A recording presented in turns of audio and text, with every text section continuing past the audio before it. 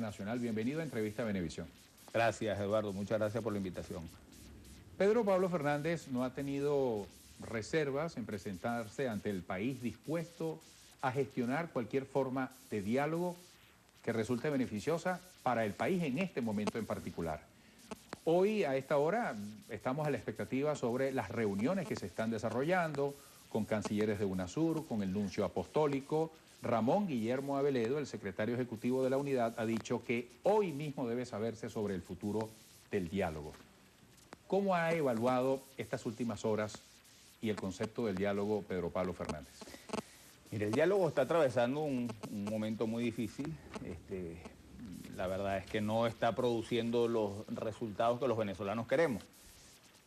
Yo lo que siento es que no hay alternativa, Eduardo, frente al diálogo. Es decir, el país está viviendo una situación bien complicada. ¿No hay alternativa ante el diálogo? Es que no hay. Es decir, nosotros dejamos de dialogar y ¿qué hacemos?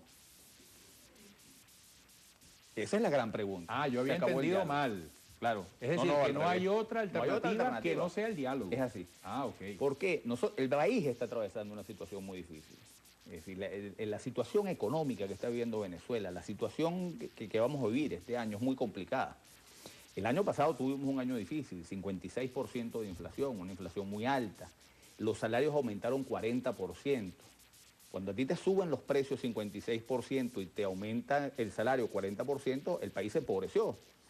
Ahora, se está empobreciendo un país que a duras penas le alcanza el ingreso para comprar lo que necesita para su casa. Ahora, ¿por qué hay? Es decir, ¿qué está pasando con la economía? Hay una caída brutal del aparato productivo. No estamos produciendo, cada vez estamos produciendo menos. La situación de la industria automotriz es espantosa. Producíamos 172.000 carros. Este año no llegamos a 20.000. 100.000 venezolanos están en la industria automotriz. Tienen en riesgo perder su trabajo. Ya están cerrando plantas en el país, plantas ensambladoras de vehículos. Lo mismo pasa en la industria química, lo mismo pasa en la industria farmacéutica, lo mismo está pasando en la industria agropecuaria, que es la agroalimentaria, que está pasando de manera dramática. Y el gobierno no tiene suficientes dólares para importar todo lo que consumimos hoy en Venezuela.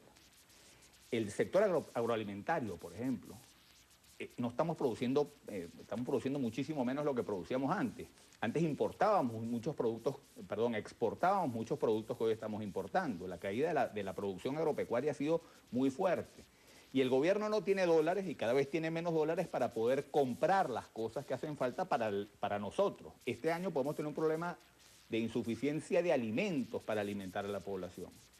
Frente a este desastre que hay económico, si nosotros a eso le sumamos una confrontación política agónica, bueno, el resultado que vamos a tener es dramático para los venezolanos. Y cuando digo dramático, es que puede no alcanzar la comida para los venezolanos, el tema de las medicinas.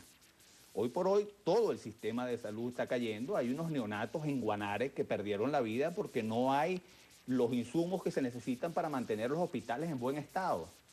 El problema oncológico, hay gente que tiene familiares enfermos de cáncer y no hay medicinas para atender. ¿Hecho el diagnóstico de qué manera el diálogo puede incidir positivamente en todos estos escenarios? ¿Cómo es la única manera para que nosotros reactivemos el aparato productivo? Que haya un mínimo ambiente de entendimiento y de diálogo en el país que permita, que podamos hacer que el barco no se hunda.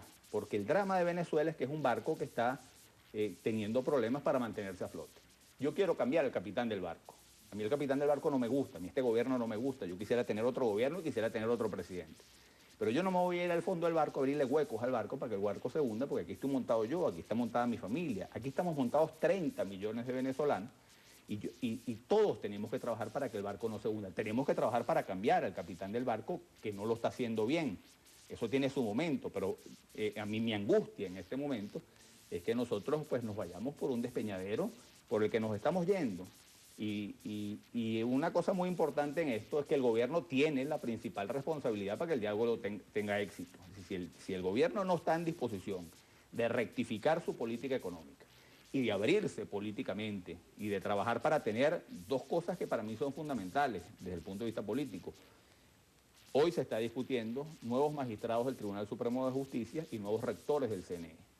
El gobierno hoy tiene que mostrar una voluntad clara de poner el Tribunal Supremo de Justicia en un escenario mucho más plural, que responda a toda la sociedad y no a un partido político.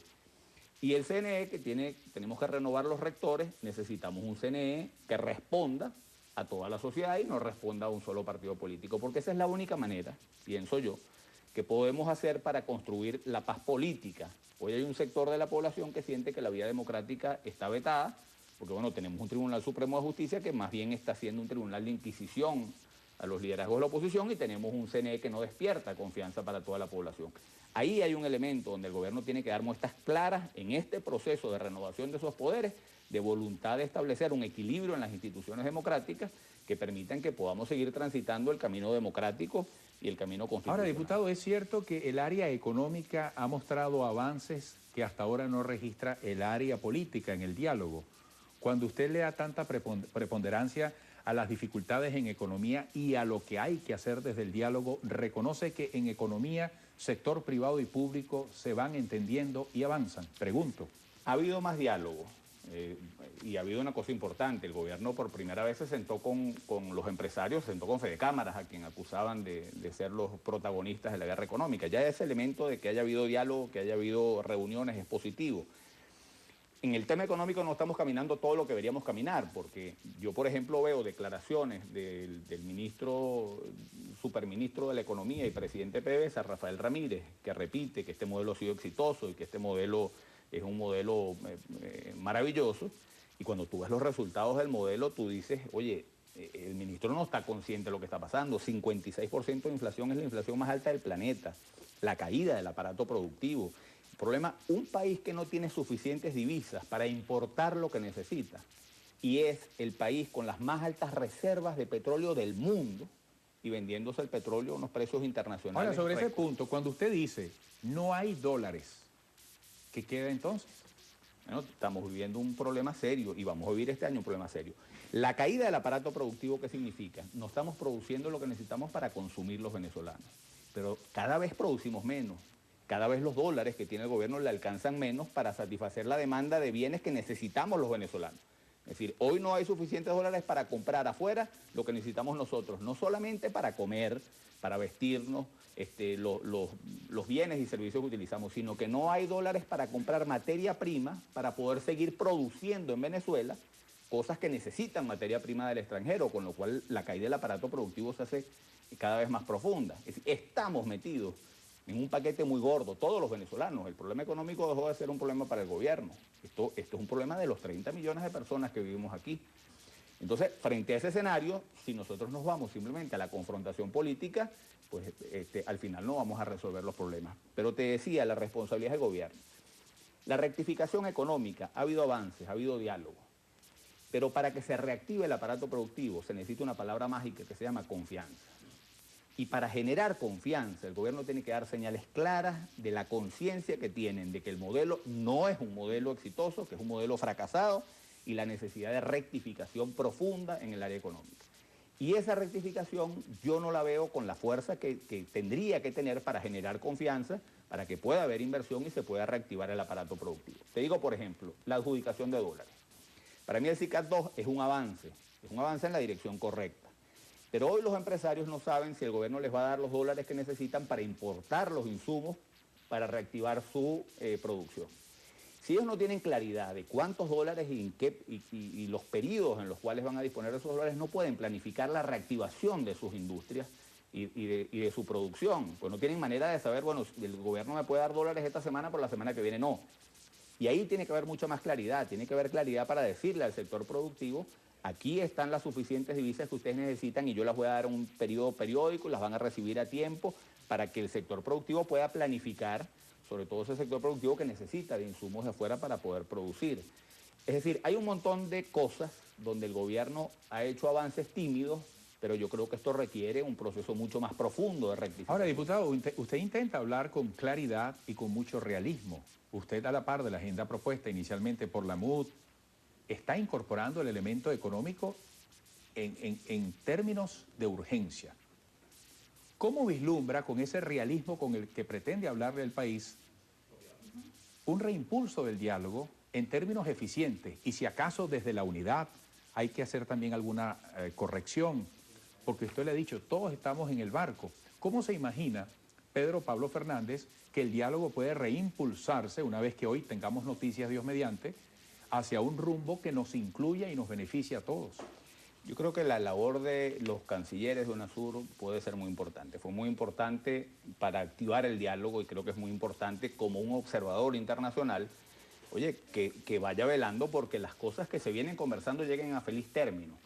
Creo que el papel que han cumplido los embajadores de UNASUR, tanto la de Colombia como el de Brasil como el de Ecuador, el de Ecuador además ha tenido unos conceptos y unas críticas muy severas al modelo económico que está aplicado en Venezuela.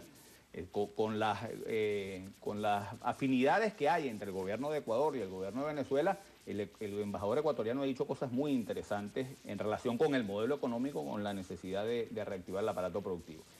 Yo creo que esta visita de los embajadores, y creo que a los embajadores y a la participación también del cónsul, del ¿Canciller? No, del embajador del Vaticano, del nuncio apostólico, creo que el trabajo de ellos cuatro puede ayudar mucho a reimpulsar el diálogo. Y el diálogo es una necesidad porque este país está entrando en una crisis de gobernabilidad. Es decir, tenemos un problema serio de gobernabilidad en Venezuela. Cuando un país no está produciendo lo que necesita consumir y no tiene posibilidad de importar las cosas que necesita para el consumo venezolano, un país con 56% de inflación, un país profundamente dividido, se hace ingobernable para cualquiera. Es decir, enfrentar esta crisis económica va a ser un problema para este gobierno y lo sería para cualquiera. ¿El factor tiempo qué papel juega en todo esto? Fíjate ¿Cuántos días más pueden transcurrir sin que haya una señal? Mira esto que está pasando. Nosotros tenemos hoy en Venezuela, esto es lo que dicen las encuestas, ¿no? Nosotros tenemos un gobierno que cada vez tiene menos apoyo popular. Las encuestas dicen que 60% del país hoy está descontenta con el gobierno de Maduro y 37% apoya al presidente de la República. Esto ha llevado a líderes de la oposición a decir, somos mayoría, basta con salir de Maduro y ya está, se resolvieron los problemas. El problema es que este 60% no lo interpreta nadie es dueño de esa mayoría. Y las mismas encuestas que dicen que el gobierno está cayendo en popularidad dicen que el país está dividido en tres. Hay un 30% que se manifiesta chavista, oficialista, hay un 31% que se manifiesta de la oposición, estos son parejos, y hay un 34% que dice que no pertenece a ninguno de los dos. Si nosotros logramos, en un esquema de confrontación agónico, la sustitución de este 30% por este 30%, y este 30% le toca enfrentar la dramática situación económica que hay hoy en Venezuela, va a ser tan ingobernable para este 30% como lo está haciendo para este. Es decir, la salida de la crisis venezolana pasa porque logremos nosotros construir una mayoría clara alrededor de un modelo alternativo, de una propuesta que resuelva los problemas de la gente.